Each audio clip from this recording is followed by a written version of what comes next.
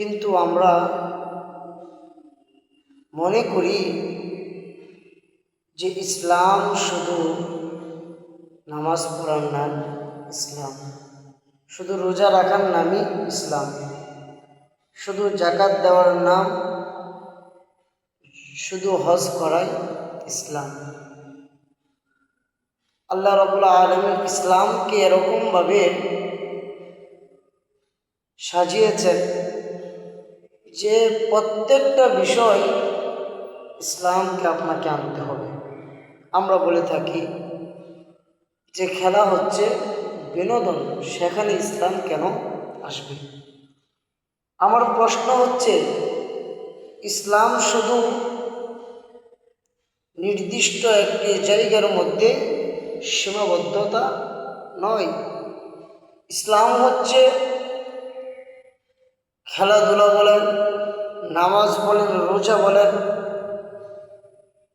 সব কিছুকে নিয়েই ইসলাম একটি পরিপূর্ণ বিধান।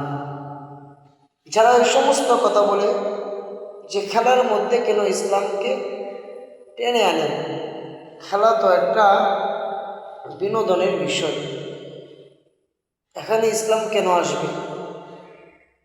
এইসব কথা কারা বলে?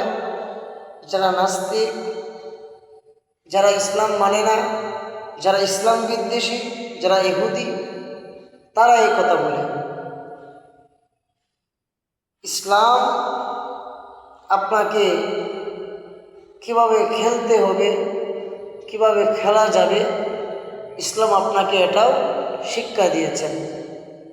অর্থাৎ আপনি মনে করছেন ইহুদি এবং খ্রিস্টানদেরকে আপনি অনুসরণ করার কারণে আমরা হুজুররা আপনাদের বিরুদ্ধে বলি, এই জন্য আপনারা বলে থাকেন যে হুজুররা খেয়ে দিয়ে কাজ পায় না, খেলা হচ্ছে বিনোদন, এটার মধ্যে কেন তারা ইসলামকে আনবে? হ্যাঁ ভাই, ইসলাম তো একটি এরকম পরিপূর্ণ বিধান যে আপনি যদি খেলতে চান, আপনাকে ইসলাম অনুযায়ী আপনাকে খেলতে হবে। ইসলামকে মাইনাস করে, ইসলামকে বাদ দিয়ে যদি আপনি খেলাধুলা যদি করেন, আপনার এই খেলাধুলা আপনার জন্য কি হবে না? জায়েজ হবে না। আপনার খেলাধুলা আপনার জন্য হারাম হয়ে যাবে। আপনি ফজরের নামাজ না পড়ে রাত্রে 4টা বাজে উঠে আপনি কি করতে পারেন? আপনি খেলা দেখতে পারেন, অথচ আপনি একদিনও ফজরের নামাজ পড়তে পারেন না। হ্যাঁ,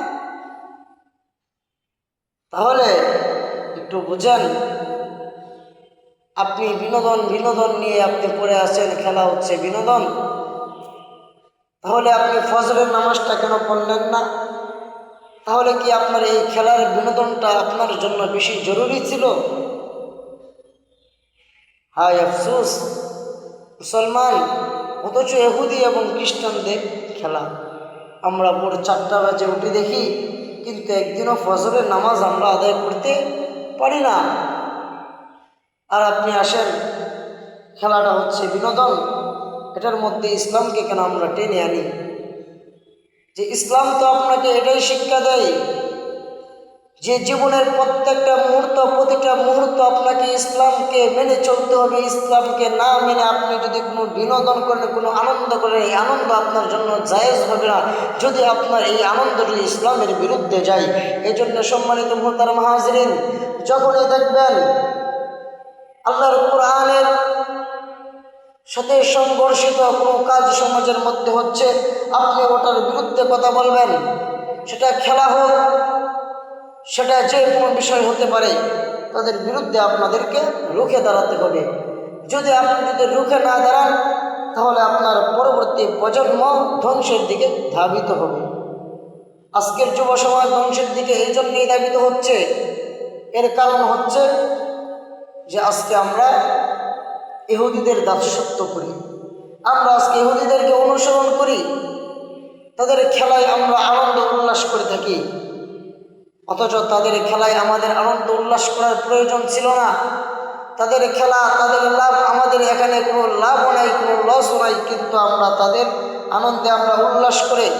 এরকমও খবর পাওয়া যায় যে ইহুদি খ্রিস্টানরা তারা জিতেছে, তারা হেরেছে, তাদের হেরে তাদের দেশের লোকদের এত হতাশা হয় নাই, কিন্তু আমার দেশের লোক এত হতাশার মধ্যে হয়ে গিয়েছে যে তারা হার্ট অ্যাটাক করে ফেলেছে, আত্মহত্যা করে ফেলেছে। তাহলে এই বিষয়গুলো যখন সামনে আসে, তাহলে বিনোদন আর বিনোদনের জায়গায় কোথায় থাকলো? বিনোদন তো হয়ে গেল অন্য কিছু। আপনারা যে শুধু বিনোদনের কথা বলেন,